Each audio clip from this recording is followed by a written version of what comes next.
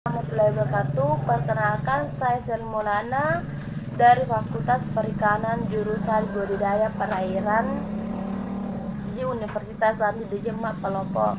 Saya angkatan 2018. Di sini saya akan memenuhi tugas mata kuliah penyuluhan dan komunikasi perikanan. Di sini saya akan memaparkan tentang pemijahan ikan gurami.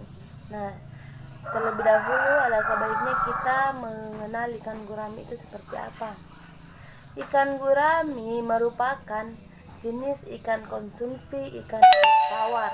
Bentuk badan pipi lebar, bagian punggung berwarna merah sawo dan bagian perut berwarna kekuning-kuningan seperti dapat kita lihat pada gambar berikut.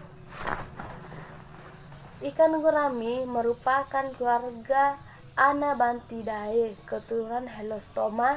Ikan gurami berasal dari perairan daerah Sunda, Jawa Barat, Indonesia, dan menyebar ke Malaysia, Thailand, Ceylon, dan Australia. Pertumbuhan ikan gurami agak lambat dibanding dengan ikan air tawar jenis lainnya. Nah, selanjutnya persiapan pemijahan ikan gurami yaitu kolam pemijahan dapat berupa kolam tanah atau kolam tembok, tetapi dasar kolam diusahakan tetap tanah. Dasar kolam tanah akan merangsang induk gurami untuk segera memijah. Syarat kolam pemijahan yaitu airnya jernih, tenang, dan mengalir kecil sehingga suplai oksigen juga terpenuhi. Ada pintu pemasukan dan pengeluaran air, dan tidak boleh terlalu banyak mengandung lumpur karena airnya cepat keruh. Air yang keruh dapat menutupi permukaan telur, akibatnya akan mempengaruhi keberhasilan penetasan telur. Nah, selanjutnya itu tujuannya persiapan kolam pemijahan itu untuk menciptakan lingkungan kolam dalam kondisi optimal bagi ikan gurami. Untuk melakukan pemijahan, kolam pemijahan harus dilengkapi dengan saluran pemasukan dan pengeluaran air seperti tadi penjelasan sebelumnya. Nah, saluran pemasukan air ini dibutuhkan untuk mensuplai air baru agar air kolam tetap segar dan ketersediaan oksigen terlarut tetap terjaga. Aliran air yang masuk ke kolam dapat merangsang ikan untuk memijah. Ikan gurami seperti ikan air tawar lainnya juga akan terangsang berpijah bila ada suasana baru dalam kolam, seperti bau ampo yang terbentuk akibat pengeringan tanah kolam kemudian kena air baru. Hal inilah yang menyebabkan pengeringan dan penjemuran pada dasar kolam pemijahan mutlak dilakukan. Selain kegiatan pengeringan, pemberian pakan daun talas juga dapat merangsang gurami untuk segera kawin. Selanjutnya itu tahapan kegiatan yang perlu dilakukan untuk menyimpan kolam pemijahan ikan gurami. Itu pertama, kolam dikeringkan 3-7 hari tergantung cuaca dan ketebalan lumpur di kolam. Tujuan pengeringan kolam yaitu merangsang birahi untuk segera kawin, membunuh hama dan penyakit, serta membuang gas-gas yang membahayakan ikan, misalnya yaitu amoniak NH3 dan H2S. Kedua, perbaikan pematang, membersihkan kolam dari semua kotoran yang ada dan masuk ke kolam, serta membersihkan rumput liar di sekitar pematang. Ketiga, jika dasar kolam banyak mengandung lumpur, segera dikurangi atau dibuang. Keempat, setelah pengeringan kolam, dilakukan pengapuran dengan dosis 100 gram per M2.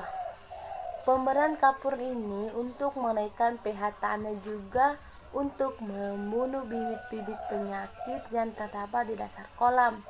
Kelima, itu ada kolam pemijahan Kolam pemijahan ini diisi dengan air bersih, jernih dan memenuhi persyaratan untuk kehidupan dan telur nantinya selama 80 cm.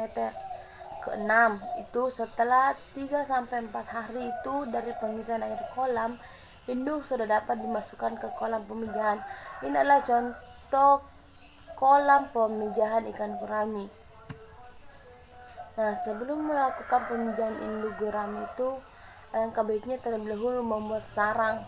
Nah, gurami meletakkan dan menyimpan telurnya itu di dalam sarang agar proses pemijahan gurami dapat berlangsung lebih cepat.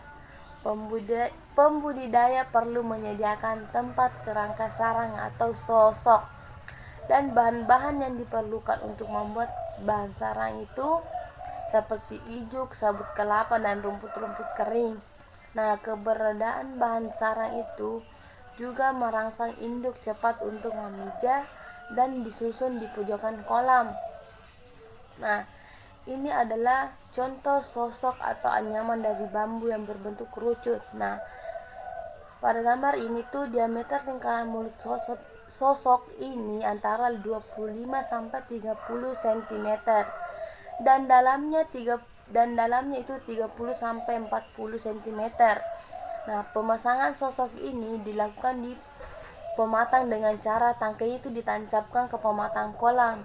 Namun ada juga memasang sosok di bagian tengah kolam, itu dengan cara memasang tangkai pada pangkal sosok.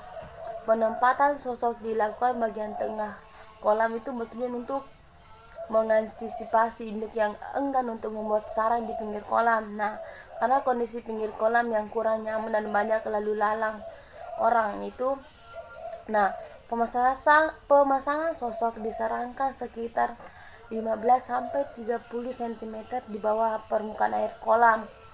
Nah, jarak pemasangan antara sosok yang satu dengan lain itu 2-4 meter. Nah, jumlah sosok yang dipasang di kolam pemijahan itu disesuaikan dengan jumlah induk betina. Satu ekor induk betina biasanya membutuhkan satu sarang untuk meletakkan telurnya. Namun semakin banyak kerangka yang dipasang, maka akan semakin baik karena induk gurami akan lebih leluasa memilih tempat yang diperkirakan aman dan nyaman untuk meletakkan telurnya. Nah, bahan sarang untuk pemijahan gurami ini dapat berupa ijuk, sabut kelapa, dan rumput-rumput kering seperti pada gambar berikut. Ini adalah contoh ijuk, sabut kelapa, dan rumput-rumput kering. Nah, yang paling banyak digunakan yaitu ijuk dan sabut kelapa karena itu lebih praktis dan murah didapat. Nah, pilihlah ijuk yang lembut untuk menghindari pecah atau rusaknya telur akibat gesekan dengan ijuk. Sebelum digunakan ijuk dan sabut kelapa, dicuci hingga bersih dan dikeringkan terlebih dahulu dengan cara dijemur. Bahan pembuat sarang ini biasanya ditempatkan di pinggir atau di tengah kolam dengan posisi menggantung supaya induk dapat dengan mudah mengambil ijuk atau sabut kelapa agar bisa menggantung. Ijuk dan sabut kelapa dijepit secara longgar dengan bila bambu yang dipasang di pinggiran kolam. Namun kelemahannya banyak ijuk yang jatuh ke dasar kolam atau tertimbun lumpur. Penempatan bahan sarang yang umum dilakukan pembudidaya yaitu di atas para-para yang terbuat dari bambu. Para-para bambu ini diberi kaki pada keempat sudutnya sehingga mampu menahan ijuk atau sabut kelapa yang ditempatkan di atasnya. Bahan tersebut diletakkan di atas para-para yang terendam air atau rata dengan air supaya mudah diambil induk jantan.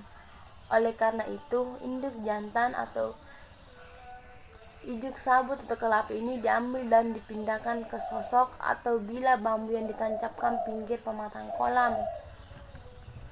Nah, induk gurami yang telah matang gonar dan siap memijah itu dapat segera dipindahkan ke kolam pemijahan. Ciri-cirinya induk gurami yang baik yaitu pertama, memiliki sifat pertumbuhan yang cepat. Kedua, bentuk badan normal, itu perbandingan panjang dan berbadan itu ideal, tidak ada yang Nah, ketiga itu ukuran kepala relatif kecil.